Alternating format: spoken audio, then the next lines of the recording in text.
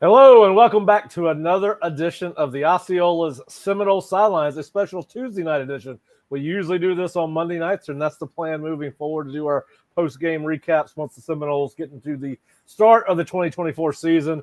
But thanks to Tropical Storm / Hurricane Debbie, we come to you on a Tuesday night from Tallahassee. My name is Pat Burnham, and I am joined by Kurt Weiler and Nick Carlisle. And guys, it's been a couple of days, but the reason we are here, three practices, and this is kind of be our first edition of He Said, We Said, because we did not get to see the scrimmage on Saturday night in Doak Campbell Stadium.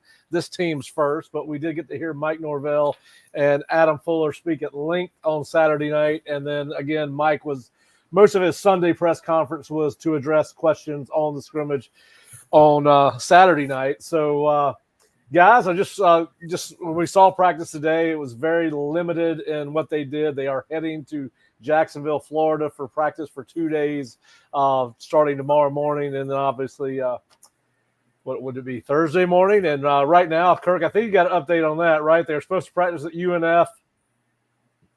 And we think they could be going to the Jags facility. Yeah, I think they're going to be at the. Doesn't really affect y'all, but for I think they're going to be in, because that field I think is not built to withstand a lot of rain. I know there's been a lot of rain in Jacksonville and at UNF, so I think they're going to be at the Jags facility inside at least for tomorrow morning.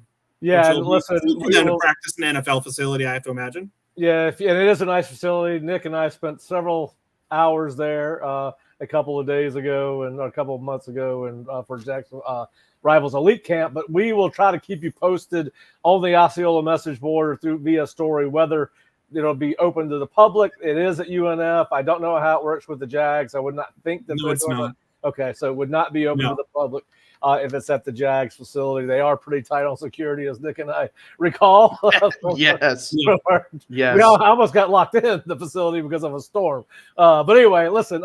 So let's first of all, before we get started on what we're going to talk about, if you're listening to us, watching us, please let us know if you have questions in the comments section. We'll be happy to answer those. But we also want to let you know, if you're not a subscriber to the Osceola, you can go to the Osceola subscribe page at theosceola.com. And we have a special promotion. FSU 70 is your code to get 70% off a year's subscription, and it's strictly for new subscribers. But we do believe that you will enjoy the content, practice reports, practice video, practice photo galleries, and then, of course, a ton of recruiting stuff, although recruiting slowed down a little bit with the start of high school football practice. Kids are tied up with that, and we will get a commitment. Well, Florida State may or may not get a commitment from Khalid Lockett tomorrow, wide receiver from Sachets, Texas. But if you don't subscribe to the Osceola but listen to us here at the Seminole Sidelines, please go to theosceola.com, promo code FSU70. All right, guys, let's get to what we were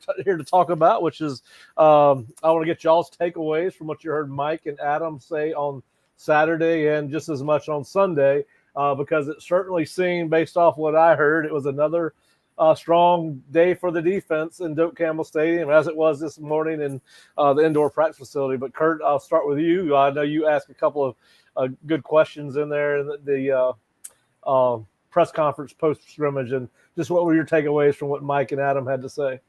Yeah, they both kind of said, especially Mike, who's going to have the more both sides of the ball approach, talked about, I think, the defense largely won the day. It sounds like there were some moments for the offense for sure. I know we saw the clip of Elijah Moore. We may talk about him a little more. His one-handed catch from Brock Glenn. I know he talked about, I think, like a 20 to 24 play touchdown drive that DJ Uenglele led the offense on. So, I mean, not I don't think a dominating day. And it sounds like there were some defensive penalties. There were some defensive miscues that maybe a little sloppy on both sides of the ball. I think some tackling issues. I know Adam Fuller said, rightfully so, you don't get a lot of opportunities to practice during a preseason nowadays in football. They don't go to the ground too often. So that is something that takes a bit of getting used to maybe for the defense. But I think, we've seen more lately maybe the defense, quote unquote, winning the day after I thought it was pretty balanced early on. Yeah, listen, I thought Adam was very forthcoming, a little bit more so than Mike, about the deficiencies that he saw. He did mention tackles. He did mention penalties, mentioned some eye discipline. They've got a lot of young guys reps. It sounded like there were less rep limits on defense and offense, but that's just based off what the two guys said. But listen, and the tackling thing, guys, that's a choice. Listen, they could tackle more than they do. They don't. It's something I wish they would not complain about coming out of a practice or a scrimmage. You can certainly hit more than they're hitting. You just don't have to tackle live in scrimmages. You get more opportunity. I watch practice videos from around the country all the time. That's a choice, and they've got. Listen, if you're only going to tackle 2.5 scrimmages out of a 3-week camp, that's something that's on the staff, not on the players. There are pros and cons to both sides, though. It's not purely one-sided. There are reasons that more tackling could be harmful. Yeah, but I mean, you got to tackle if you're going to tackle. I mean, they do some stuff, yeah, but like all out tackling, yeah, I hear you. Yeah, I'm just saying it's a choice, right? I mean, yeah, you could tackle. That's all. I mean, listen, they're doing it for a reason, right? They're afraid of injuries, concussions, whatever have you. But the only way, listen, I listened to Nick Saban a lot today talk about practice and how you should practice. And anyway, I'm just saying that's one that's going to continue to be a struggle as long as you practice the way you do. All right, Nick. So what were your all thoughts on what you heard from Mike and Adam coming out of that scrimmage?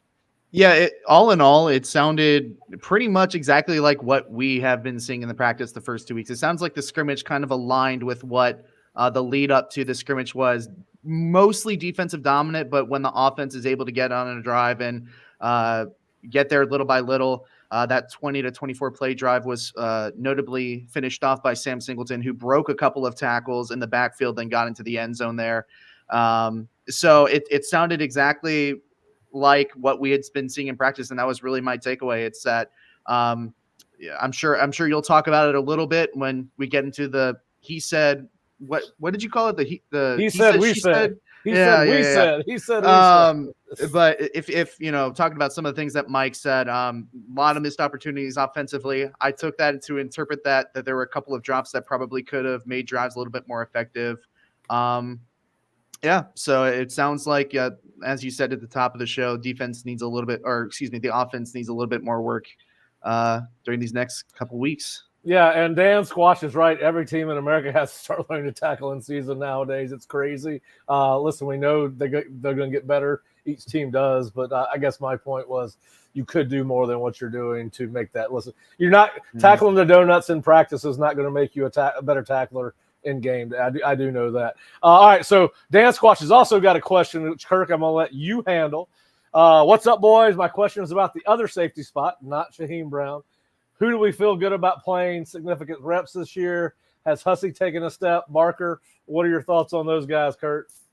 Yeah, so I think it does bear mentioning. I'll talk about the other spot. I think Shaheem, especially the last few days, has been playing at a really high level. He's been flying all over the field, making plays. I've been impressed. I think they kind of needed him to be that rock in the back of the defense. I think he's very much looked the part and made plays at a high level. When you look at the other spot, I think it's been a number of guys who've stood out in moments. I think KJ Kirkland. I think last year KJ might have had a rotational role had he not been a little banged up, but I think he's looked healthy and looked good. I think Conrad Hussey's been in the mix. I think the big thing with Conrad, and I think we've seen some of it, is we saw the flashy plays last year, but now it's playing at a more consistent level. I know that's what Pat Surtain talked about going into spring, and I think that's been the challenge for him. I think he's risen to it pretty well. I think Ashlyn Barker has taken a step. I think Devontae Brown's been in that mix. I mean, Duke Cooper's been in that mix. I think they're not lacking for guys who have flat shown it in moments. I'm interested to see really how that breaks down because maybe unlike some other positions, it is not I'm worried about how the rotation. I'm worried about how many guys they have. It's about how does it shake out because I think I've seen it in moments from a number of guys enough where I'm not especially worried about the position. Yeah, they could be potentially very deep in the defensive backfield. I do with who's the top 10, right? I mean, I think that's who we want to come out of that with. They play five. They'll play some dime too, obviously, when you got 6 defensive backs in the game. But listen, we heard him talk about Adam talk about Quindarius Jones multiple times over the last week. He's starting to show himself in one of the corner spots. Listen, you mentioned Omari. Is it me or is that kid has he matured physically since he's been gone from FSU? He looks so much thicker to me than he did before he came back. He had a few since he's come back. he had a few really nice plays back to back today where he like perfectly timed up like snap counts and was like across the line right as the ball was snapped and like making plays in the backfield. He has looked the part of, I think, what Florida State hoped they would getting him back for sure. All right, now we've talked a lot about defense, and obviously we're going to try to keep this a little bit shorter than we normally do because we get to watch the games, we get to watch the scrimmages. Listen, we're at practice 11 through practice 11. Kurt, Kelly Lowry's asking a question. Mike did not talk about who his third down guy to go to as a receiver is, but it's certainly looking more and more like it's going to be Kyle Morlock or Malik Benson. We see some other guys flash from time to time, but, listen, drops are still a problem for this team. We saw several today wide open. I've gotten my notes from today's practice. I think Mike Kelly, they are still trying to determine, particularly outside of tight end, meaning slot receiver, and the two outside receivers, who the go-to guy is going to be. If you guys had to name one right now for Kelly, who's the most consistent receiver you've seen outside of Kyle Morlock? Probably Malik. Yeah. I think it was back-to-back throws today, Kurt, where he found where DJ found Benson on a curl route or a late crossing route across the field. So I would say that he's probably going to be that option. Toafili maybe out of the backfield, but he had a really bad drop today. That was just uncharacteristic of him. They can move Toafili to the slot too. Yeah. That's the thing. Like they can move Toafili to the slot. They can move Jalen Lucas to the slot. Yeah, Malik's very good. I think Malik is probably the answer. He's just so good at finding holes in the defense and sitting in them, and he always gets yards after the catch. He is just good for turning up field, making a guy endless, like getting yak, because that's what he does. Yeah, I was surprised. I mean, not surprised. I was pleasantly surprised to hear about what you said today about watching him interact with the younger receivers and being used as more of a mentor. You don't ever know how bringing in a one-year guy, how he's going to acclimate to your team. Is he here just for the 6 weeks or 6 months and he's out kind of thing? But it certainly sounds like Malik's invested in helping these younger guys. I think you were talking about Elijah in particular. Elijah Moore, who obviously has accounted for himself well in this camp as well. I mean, I think Mike mentioned him again on Saturday night. We noticed him several times now. It's hard to believe that a freshman could be your go-to guy, but this is college football in 2024. He has been impressive, but I think that outside of Kyle, I think we would all say right now the next guy looks to be Malik, Kelly, I think they can compete with anybody on the schedule. Yeah, I think it's going to be interesting to see how this season progresses and how this team progresses for sure. But I do want to kind of go, since Kelly brought up the offense. Guys, I remember last year at this time we knew that Florida State was going to be a very difficult offense to contain for just about any opponent. I remember we were talking about even good defenses would probably surrender 35 points to this team. I was talking to somebody else at practice today. Continuous struggles for the offense for over a week, particularly once they've gotten in the pads. We've seen the defense kind of, grab the mantle and be the strong point of this team. How concerned are you guys about what we've heard about the offense coming out of the scrimmage and what you've seen? Because today, outside of the second chance that first team offense had in that 2-minute period, when we went back to team periods at the end of the day, the defense had its way with the offense again. Now, Jerry, who has seen the dynasty teams play, says, hey, don't worry about it. The defense should be ahead of the offense at this point, and there is some truth to that. But we knew pretty well after we got to the midway point of camp, which we're almost at, that last year's team was going to be dynamic on offense. How far do you think this offense still has to go, Kurt? Yeah, it's interesting. The nice thing for when you look at this offense is regardless of anything else, you feel very good about that entire running back room. I think you feel really good about how old and experienced that offensive line is. I think that's a great building block. Now, given teams can stack the box, teams can make you beat them through the air, and that is certainly where things get interesting. But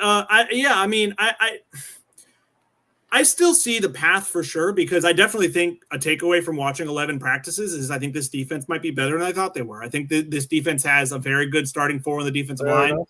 I think they have a very good starting cornerback duo. I think the case can be made those position groups, they're going to go up against one of the better defensive lines, especially the starting four, and the better starting cornerback duos they're going to face all year. Maybe not the best, but in the conversation. So week to week, it won't be as hard for the offensive maybe as it is on the practice field. I think, I mean, I've seen definitely, I got asked about this on the board today. I've seen DJ improve from spring to now. I think you see the work he put in over the summer, building chemistry with some of the receivers. It doesn't always show up in fully executing plays, but I think you see comfort running the offense. I think you're seeing more of how the offense is being built around him, and he's looked, I think, good running it. He's decisive. He gets the ball out quickly. Now, if guys aren't catching the ball, there's not a ton he can do about that, unfortunately, and that has been a bit of an issue over the last few, to be sure. And it may be games this season where that is an issue, but I think we've also seen some big playability when they're making plays. And I mean, obviously, it's dependent on health. They already lost a guy who I think we're all pretty high on entering this year in Destin Hill, who's going to be out for the year, and that's a blow. But I think there are enough guys where I think it may be a receiver room where it's a different guy every week, aside from maybe a Benson, where there might be a Hakeem Williams week, there might be a Kentron week, there might be a Ja'Kai week. But there are enough guys, if they're healthy, that I think the receiver room will figure it out, at least to a degree, to not totally hinder the offense. You know? Yeah. No, I think they'll get better as the year goes on. I mean, they are young to a certain extent. Obviously, losing Dez was hard. I mean, listen, I had him as the guy that was going to end up being the number one receiver had he been healthy out of spring, because he looked really good before he got hurt. Now, listen, I think we had some video that made everybody before we go to some other things we've talked about during spring. We got some video up on the board today. Number 7 on defense. I know a lot of people have been wanting to see number 7 on defense. I'm kind of disappointed he's not wearing 55, but we got to see everybody finally got to see Marvin Jones Jr. run around. And I think that's going to make that defense that much more dynamic. And it sure was fun to watch him get after a little bit today and see what he had in store for the offensive line. But so I agree with you on two things you said. I think the offense will continue to get better. I do think that this is a big week to week and a half for the offense, for DJU, and for that wide receiver group. I feel really good still about where FSU is as a running back room. When you kind of got concerned when you heard Adam Fuller talk about the fact that he thought the FSU defense was more disruptive against the FSU run game than it was the pass game. Now, that's, you can take that half full or half empty, right? Because it's, again, they're playing against each other. If FSU is really good on defense, which we hope they are, maybe it doesn't bode as bad for the offense long term. But I do think this is an important 10 days as they close out camp and go into game week over these next 10 days. I think the offense does need to show market improvement, more consistency across the board, particularly at wide receiver and quarterback, in my opinion. What I'll say, too, that I didn't mention, I do think is relevant. I think we always see, as much of preseason as we get to watch, as it progresses, they're now 11 practices in, I think we'll sometimes see the defense know what play is coming based on a number of things, because they're going against the same offense and the same players every day. So I do think that can be an occasional thing as well that might make it makes sense to why maybe the defense wins. I think that is a bit of a thing that we'll see less as they get into more scout team stuff here in the next week or so. Yeah, I think that does have some effect on it. I agree. But listen, they see the same defenses every day too. For sure. The same blitz packages. But I understand what you're saying, and I think there is something to be said for that. Then I also think the other thing, and I've said this about inside drill, and listen, it is different. The intensity level is different when there's no tackling. I do think that is different. Like, the defense had its way with the offense a couple practices ago and inside. Well, listen, they're not cutting people. They're not knocking people to the ground. The running backs are not, they're not trying to break tackles because it's more of a tag drill, right? We watch them tag with their hands. So I think it's so hard today to make a determination without actually getting to see them play live pro football or live football tackle football. And I think obviously I'm a little bit more probably critical maybe than the rest of the guys on here. I guess I see where they need, I have a tendency to focus on where areas of improvement where you guys kind of see the glass more half full than I do. So, but I think that's what's unique makes these conversations interesting. How nice that we get to watch it, though. I mean, we have very informed opinions. Like they may not always align, but compared to pretty much every other team in the country that's relying on talking to people and doesn't get to watch much outside of first 15 minutes, and they're focused on injury reports. And I'm sorry we can't give those, but listen, I've always thanked Mike every year for allowing us to come to practice. Yep. I wish we got to go to scrimmages, but if you said practices or scrimmages, I would probably go with practices because you get to see more. Now I know there's another school, I believe it's LSU, where they can't go to practice, but they can go to the scrimmages, which is odd. I kind of wish, since we're now in the NFL era of college football, that they were all open, right? NFL doesn't have closed practices. They have scrimmages. They're televised. You see them on NFL networks, packed with fans. I kind of wish that was the way we're going, particularly since fans are paying the freight on NIL and all these other things. Let them in, let them watch this team, no matter what they're doing. Let these guys get used to practicing in front of people. And Mike mentioned the atmosphere of Doak Campbell Stadium. Listen, Mike, I don't want you to kick us out of practice. I still want to come to practice. How cool would that atmosphere be in Doak Campbell if you had that first scrimmage or the first two scrimmages open and maybe close at that last one? But anyway, I'm just trying to get into a scrimmage. That's all. That's all. All right. So what we're going to do is we're going to take a quick break, and then we had a roundtable discussion earlier this week about 4 questions coming out of camp, and we're going to come down. We had biggest surprise, either position-wise or individual player. We had, I believe, biggest concern coming out of the first 8 days of camp. We also had most impressive freshmen, and that's a great conversation because there were some really impressive freshmen in this class. And then the top player through 8 practices. So we will come right back in about 60 seconds, if I can find the commercials, and come talk to you about 4 questions we had coming out of the 8th practice from camp, and share our thoughts with you on that. We'll be right back in 60 seconds.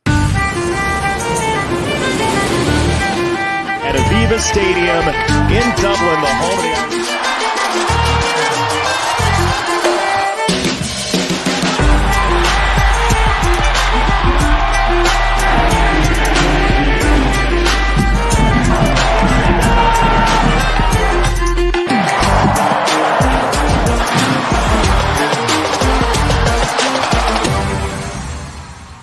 Hey Seminole fans, Alumni Hall is your ultimate FSU shopping experience and has moved to a new location.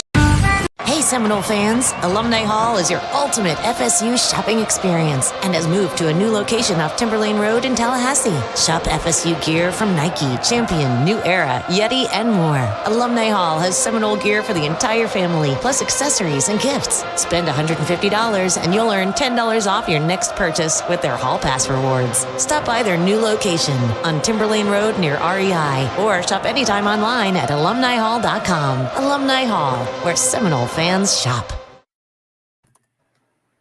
You would think it'd be easier to produce and host the show at the same time, but I struggle with the banners and brands and all of that. So I apologize for our little snafu. Well, you just like the Irish music, just like do a little tap dance or Irish step dancing. Do some of that.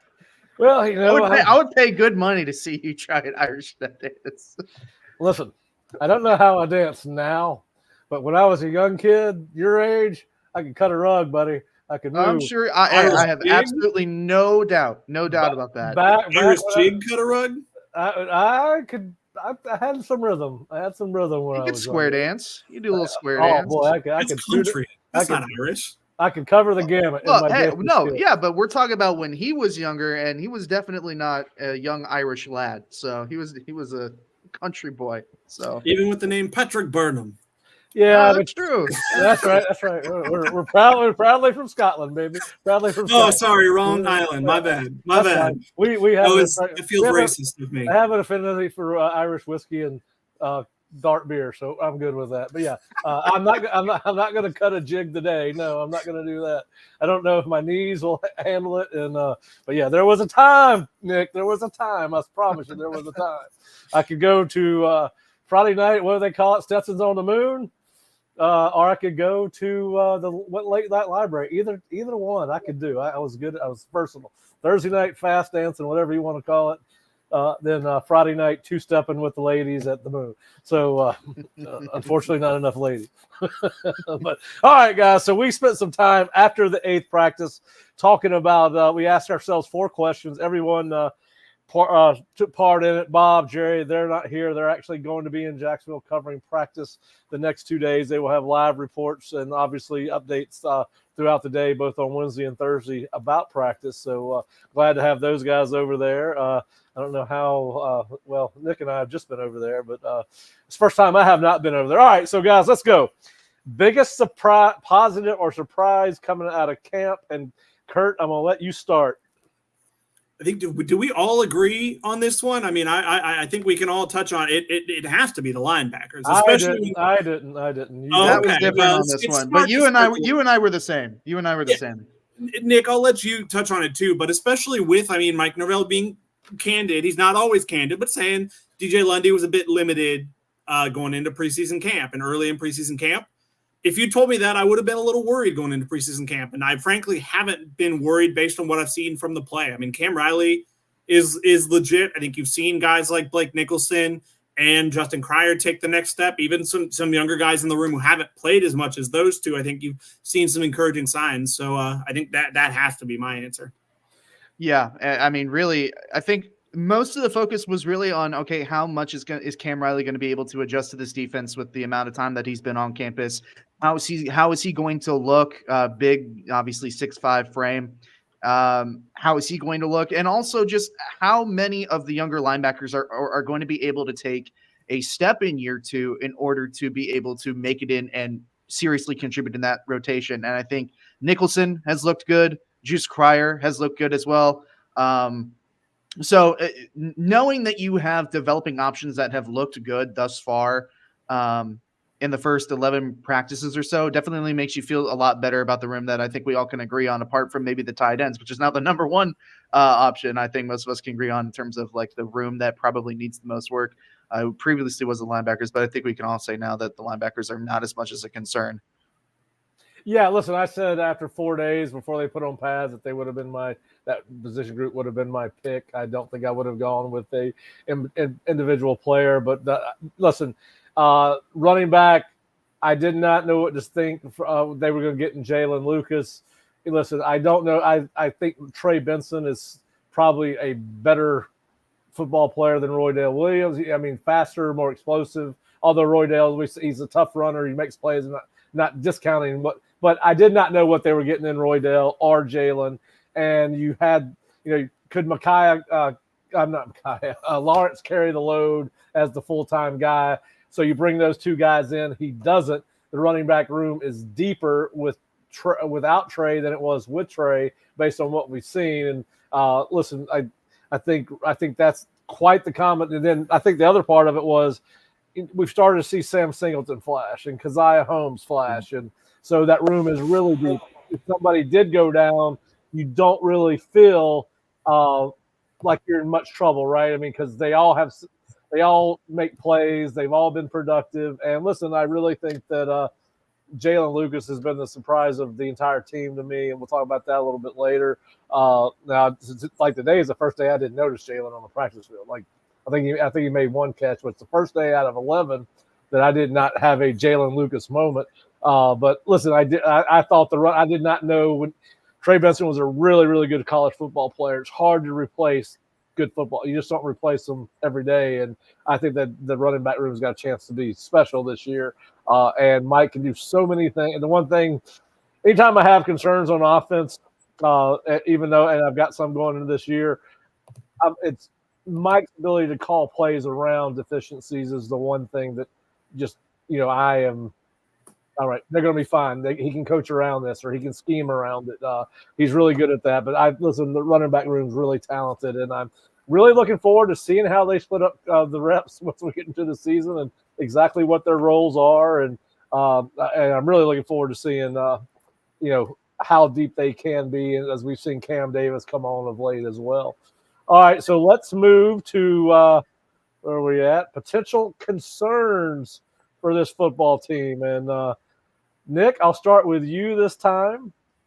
And I think all you guys are on the same boat. No, we're all on different islands on this one. Yeah, I'm a little bit different. A lot of I think Bob and Kurt and maybe even Jerry brought up the wide receivers and the amount of drop passes that we've seen in the first. Actually, you're the only one on a different island. The rest of us are on the very same island. So am I? Well, I'm happy to be on a different island because I was looking at all that. A lot of people were concerned about the wide receivers. I'm in a similar boat, but just on a different side of the island, I suppose. Worried about. We've seen Kyle Morlack flash in the tight end room, and we've seen Amari Williams come along in tight end room offensively. Where is the blocking going to come from in that room? Is it going to be dependable blocking? I think that when we take a look at the skill set of the running back room, I think a lot of outside speed is very prevalent there. I don't know. Obviously, we're not going to fully know how much they're going to want to run inside the tackles until we see it in live game reps, but if a lot of the game planning is going to be running outside the tackles, running 12 personnel, multi-tight ends like we know that Mike likes to do, how dependable is the blocking going to be there? And if the wide receivers are struggling to catch passes there and Florida State is going to have to run the ball more, how good is that blocking going to look when, they load the blocks and you have to go outside? So it's kind of in that realm of where my potential concern could be. And that could just not be a concern at all if the offense ticks up and the wide receivers look a little bit better. And, we find out that the tight ends are pretty dependable blockers if they're in 12 personnel. Well, and then Kurt and I had the same, and Bob. Yeah, I feel like we've talked about it enough. I don't know how much more we need to harp on. Yeah. Wide receivers, catch the ball, don't fumble it. Listen, and here's the thing, and the other thing I'm going to say. When you're replacing Keon, Johnny, and Jaheim, and let's face it, Jaheim was more of a receiver than he was a tight end, and he's one of your top 4 pass catchers. You lose 3, and Trey was also heavily involved in the passing game. But just talk about it was always going to be hard for FSU to be as good at receiver this year as it was last year, but they do need to pick up the pace, Kurt. Yep, 100%. Yep. Before let's derail real quick. We do have a super chat that we should. William has a potential concern that we might need to address in the near future with a show or within a week, right? Yeah, it's August 12th, so we're 6 days out from Josh Petty, the offensive lineman from the Atlanta area, committing to either Florida State, Georgia Tech, and now rumors are circulating today that Ohio State has gotten the picture. But William, I'm not afraid to be wrong. In fact, I like to be proved wrong sometimes, but I don't want to be proved wrong in this case because I was having this conversation with this morning at practice with a guy from another recruiting service, and we were talking about Josh Petty specifically. And we both felt that Florida State will still figure out a way to pull this out. Now, depending on who you listen to, and I don't listen to everybody because then my head just gets clouded. I try to pay attention to what the kid did, right? Fish and I always talk. Don't tell me what the kid said unless it's like he's from California and can't get over here. Show me what the kid did. And so what the kid did the last weekend that he could go see schools, which go to Georgia Tech on a Saturday and Florida State on a Sunday. Now, Ohio State is Ohio State, and they're in the Big Ten, and they got a ton of money to spend at NIL. Will that become a factor? I don't know how big a factor. It'd be silly to say that NIL is not a factor in any of these guys' recruitment, but I do think the percentage of importance it plays with each individual kid can be drastically different. For some kids, it's going to be all NIL. For other kids, it's going to be 15% NIL. My future cast is for Josh Petty to come to Florida State. I think Josh is looking for something other than just NIL based on our conversations with him. I think that will be a factor like it will for any kid, but I do think education is very important. Obviously, Florida State and Georgia Tech are very good academically. So right now, as of August 6th, 6:36 p.m., I have Josh Petty going to Florida State.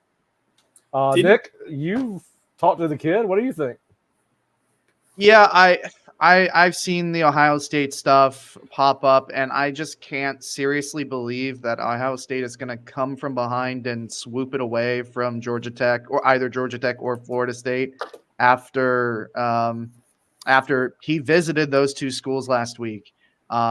Anything is possible, as you laid out, especially in this era of NIL. But I can't see him going there. I'm pretty confident those are the crazy rumors that William is talking about from the past couple of days. But I obviously talked to Petty, and he seemed very sincere in saying that he wanted to recapture the special feeling that he got from his official visit, and he got that feeling. So I think you have to hold out hope that Norvell and Atkins can close this one out. To me, I mean, I'm not the recruiting guy, but just from how I'm following recruitments, especially if it ended up being Ohio State August 12th, it just feels like the recruitment would be so far from over that it would go until December. I mean, especially if it's the surprise school, you just feel like we're just gonna be talking about it for 4 more months, and it'll be so unresolved until he signs. Yeah, listen, let's be honest. All these things, like we're talking about Bryce Fitzgerald the other day, is going to commit on August 17th, but he's not going to make a final decision to December. At the end of the day, that's the reality of all of it. The only thing I will say, all right, and I'd use this example after I put it in the comments to Nick's story about Bryce. Let's just say he commits to school A on August 17th. End of November, he comes back and says, I want to commit to school B. Well, the school B have the money and there is allocated to other players.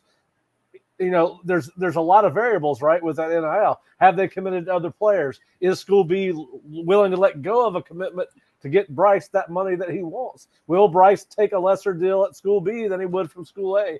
I think and listen, so as Fish likes to say, I think most commitments, I would say the bigger percentage are probably locked in with who they're committed to, but there's always going to be some volatility, and I think the NIL has made it more volatile than it's ever been. But yeah, listen, it's not. You're right, Kurt. It's not going to be anything until December 4th. And I would think that less, like I would think it's more solid if it's the schools that have been in it more consistently throughout. Yep. The school that charges out of nowhere late is always the one where I'm going to be like, is this going to stick? Like if it's Florida State, I think it's more likely than if it's Ohio State that he sticks without too much drama. Well, and then if I'm Florida State or Georgia Tech and the kids say, well, Coach, Ohio State's entered the picture. Well, listen, why they entered the picture? Because they lost somebody. They didn't want you until they lost somebody else. We've wanted you the whole time. You've been a priority to us. We've recruited you. We try to get you down here every single weekend. We put our we pushed all our chips in on you. They've kind of held their hand, So it's kind of like, go stick with the girl you took to the dance type of thing. But anyway, it's recruiting's fascinating. I don't know. Yeah, but we both think he's still leaning forward. Yeah, I do. To sum that all up, and I know Georgia Tech's making a big push for him, but I think that's why he was here last. I really do. But we'll see what happens on August 12th. But thanks, William, for the question. All right, so now we'll move back into our 4 questions. Most impressive freshman, and this was fun because I believe just about everybody had a different guy. All right, so I haven't started, so I'm going to start. So I think you could have gone Micaiah Danzy very easily. I think you could have gone Elijah Moore very easily. The kid, and I know that he got beat up a little bit in the scrimmage. It's very easy to see that from what Mike said that he had his roughest day in the scrimmage, and that is freshman tight end Amari Williams. He made a hell of a catch again today, guys. I'm sure y'all saw that. I don't know how much Amari can help them in the run game this year, but I think if they had to play him this year, he's certainly proven himself as a pass-catching tight end that you can line up in the slot. I think you could probably line him on the backside of any run play, and he could probably learn how to cut people off. But the fact that we're talking about a kid maybe finding a role for himself as a true freshman, not only is he a true freshman, this kid reclassified and could be sitting in North Palm Beach playing high school football right now. And obviously, as Mike alluded to the fact after the scrimmage, had a rough day. Well, you know what? Welcome to college football. We all have that moment. But the fact that we're talking about this kid 11 days into practice, making plays against what we think is a talented, deep defensive secondary and an improving linebacker core, I went with Amari Williams. His speed is a mismatch. If you get him on a linebacker, his speed at 210 pounds is on the smaller side for a tight end is a real mismatch. He's had good hands. He catches pretty much he doesn't have a lot of the drop problems we've seen from a few other guys. I mean, you can make the case he's been their second best receiving tight end this preseason behind Kyle Morlock. And like you said, yeah, I don't think he's ready to be a full-fledged tight end, but I think he's fully ready for potentially a role of some kind, which is crazy to say given all the circumstances. Yeah. In fact, he had one of his fellow tight ends drop a pass right in his hands today. So yeah, he is, and he made his catch was kind of difficult.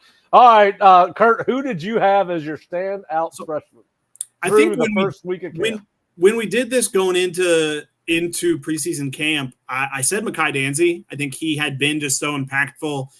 The with his speed, the wheel routes and passes, like deeper passes out of the backfield, are just he just is lethal on them. Where if quarterback's not able to get with him right away, if he gets by the DB is not catching up. And he's had a few really, really long catch and runs where he just shows off that track speed, where he's going to also obviously run track here. I do think now, if you ask me the question now, especially after today, I think I might have gone Elijah Moore. Elijah Moore has strung together since the scrimmage, impressed in the scrimmage enough to be, I think, the only receiver that Mike mentioned by name during his entire press conference, and has followed that up with 2 really good days, and had a few catches today in kind of like a 2-minute drill type situation, and has worked his way in really nicely with so many unknowns. I mean, receivers another place. We haven't seen a ton of true freshman receivers make a big impact, but if ever there were a year with all the uncertainty in that position group, this could very well be the year where a guy could do it on Florida State's roster, and he has looked the part lately. You just have to wonder, can he keep that up over the course of an entire camp, or does he wear down a bit? Yep. All right, Nick, who was your freshman of the first 8 practices? Now see, I did take the easy way out. I did say Mekhi Danzy. I just find him so impressive in terms of what he brings to the table, and I just wasn't expecting it coming into this camp, especially because he had missed half of his senior year with an injury. He stopped playing halfway through his senior season to I don't know, I can't remember if he had surgery or not. He had a lower leg injury at some point halfway through his senior season, and so he was injured. He missed some of that. Came back to run track in spring. So I wasn't expecting him to be – I was expecting him to be a little bit rusty, especially having not been there for the spring. But, I mean, special teams and the punt return, kick return game, being able to run outside the tackle, catching the ball out of the backfield, just the elite speed. There was a stretch of practices, guys, where he had one explosive play for a huge chunk game pretty much every single practice. So – it's been a common theme that we've talked about through a lot of our Seminole sidelines over the past week and a half. That running back room is loaded. We don't know how much of a role he's going to have there, given a lot of the other guys that have flashed, but he is certainly, he's impressed in the short time that we've been able to see him. Yep, he's another freshman that I would not have thought we would have even considered for a role in this offense, and yet here we are talking about another true freshman. All right, so Nick, we're going to keep it with you. Most impressive player or position group through the first 8 practices. Now, listen, obviously we didn't see practice number 9, but we've seen 10 and 11, so you can make an adjustment if you want. But who was your most impressive guys or position group after 8? I think in the original article I said Farmer and Jackson, and I kind of combined the two of them. And I mean, after what we saw today, where they had DJ running around, and Brock for that matter, they had the quarterbacks running around pretty extensively. Look, I've said it before. We knew that these guys are going to be good. I think Bob said AZ Thomas and Frentrell Cypress. I wanted to give some of the big boys a love because we've been talking a lot about how AZ Thomas and Frentrell have been really, really good. I think Farmer. I think we're fixing to talk about that some more. Yeah, I mean, hey, they might be the best defensive tackle pairing that they've had since what? Jernigan? Did y'all see Brock do his? And Nick, you may not know who this is. I'm gonna bet that Kurt does because he's from Georgia. Did you see Brock do his best rendition of Fran Tarkenton today when he got flushed out of the pocket? Oh, he went halfway. And ran behind the coaches and quarterbacks that were standing behind the drill. Hey, if Daryl Jackson was bearing down on me, I might do the same thing. I do not blame him. I'm turning around and running. Hey. Yes. They had DJ and Brock running around today. I think you have to give it to Josh and I think I look outstanding. I think if I had been an offensive lineman, guard, or center, and Daryl Jackson was here, I might have had to quit just for give up my scholarship, give up my NIL, give it to a walk-on, trade it. Go find a safe place. Go find a safe place. All right, Kurt, who was your most impressive player or position group after the first week and one practice? Nick mentioned I said in the story, I said Fentrell Cypress. I think he is a guy, especially I think AZ probably had that claim in the spring, and AZ's been right there. It's not to say AZ's been bad by any means, but they've been two of the best players. Just, I mean, making life hard on the receivers. I mean, when you see Fentrell, I think Fentrell got a little flack last year from the fan base for maybe not immediately here while learning a new defense, while transitioning, learning a new scheme, not immediately being the all-ACC player he was at Virginia. I think he got a little flack, but I think he really grew into the season. I think the numbers bear that out when you look inside the numbers at PFF of yards and touchdowns he allowed as the season progressed. Those numbers dropped off, and I think that's carried over in a significant way. I mean, it's a few times he in one-on-ones and team periods has been stride for stride with Malik Benson down the field, and that's no easy task because that dude is quick as hell. So I think I got to show love to Fentrell Cypress, but plenty of other guys. I mean, Darius Washington is in that conversation. I think AZ's in that conversation. Like you said, Daryl and Josh, there are a lot of good candidates for sure. Yeah, listen, as you said, AZ's been phenomenal. Listen, last Thursday's practice, Daryl Jackson, I mean, it was like watching an NFL guy go, it was like watching a grown man go against boys is what it was like. I mean, he couldn't be blocked, didn't want to be blocked, wasn't blocked. We've always said that's his potential.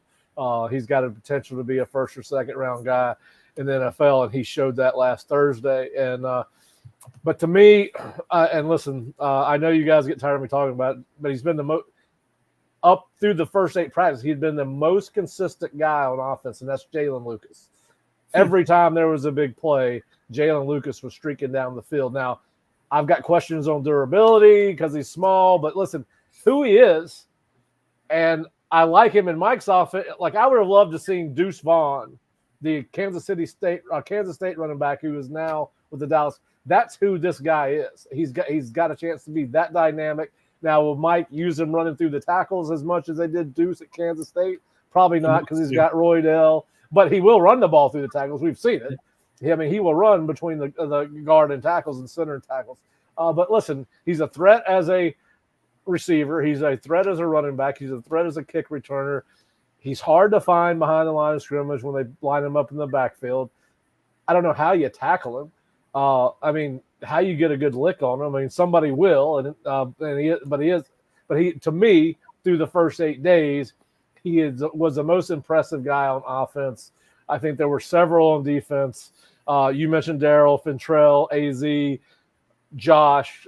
We've seen a lot of good things out of that defense, but to me, he was the most impressive guy on offense. So I went with Jalen, and we'll see where it goes after, because we'll do this again in about another 8 days and see where we are. I should show some love to Darius Washington too. I mean, Darius is very much in that conversation, I think, as well. I mean, to become the left tackle he's become. I mean, we're seeing them try a bunch of different guys at center to kind of try. It feels like find that backup center and make sure that it's not Darius Washington, because he can be a real weapon at left tackle. And it seems like they don't want to, were they to lose Maurice for a game, which you hope not, but I don't know if he's played. He struggled to play because an entire season. He's dealt with that, as a lot of offensive linemen do.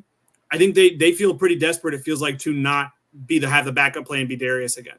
And that's you would think it'd be easy. Well, I say that, and I'm obviously have a soft spot for the center position because it's what I played, but it is harder to find a left tackle than it is a center. It's not easy to play center because you got to snap the ball and play with one hand for about a half second, but that blind side's important. Yeah, but that left tackle. So I did go back and do a little research on Richie Leonard, and he did play snaps at center for Florida, both as a junior and a sophomore. Not many. I mean, I think between the two, not even 50 snaps. But and we were with you, William. And Rizzy does look good. He looks like he's getting better. But yeah, I'm with you. I really hope that they can leave Darius there. And I probably should have given Darius more consideration for player of the first 8 practices, but I guess I expected that out of him, where I wasn't sure that who the playmaker on this offense was. And through the first week or so, it had been Jalen. All right, guys. Well, I said we'd keep it to 30 minutes, and we didn't. But it's fun to talk. We never do. Well. It's okay. We don't. Hey, the people are enjoying it. And it's always only going to get longer as the season starts, and You're right. They start playing these games. So, but that's the great thing about it. Got a spot is 20. Spot is 20. That's right. It'll be longer than that in the season. But hey, listen, if you enjoyed the conversation, enjoyed the insights we are trying to provide you with, please go to theosceola.com. We have a special running for first-time subscribers. You get 70% off our annual rate of $99.99. Based on my math, that means you can get one for about $30 a month.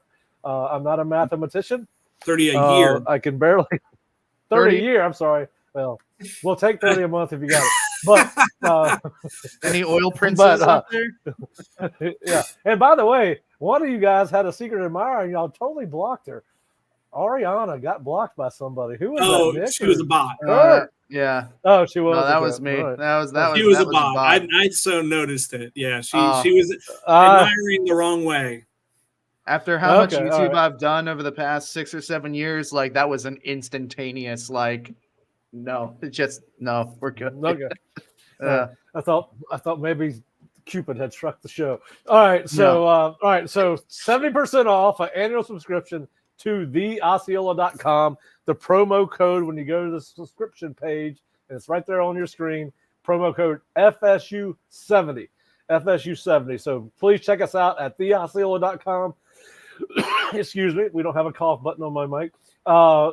Please also subscribe to our Osceola YouTube channel while you're here. Just hit the subscribe button and then hit the notification button so you get notifications when we're about to go live or when we're going to air a taped live show. But certainly appreciate you guys tuning in and listening to us chat a little bit about Florida State football, as we are 2.5 weeks out from the kickoff of the 2024 season, as FSU will take on Georgia Tech in Ireland. And we've got a early summer scouting report on the Osceola if you want to go to check out Georgia Tech's new roster additions and all of that. But we got our practice reports, photo galleries, video galleries.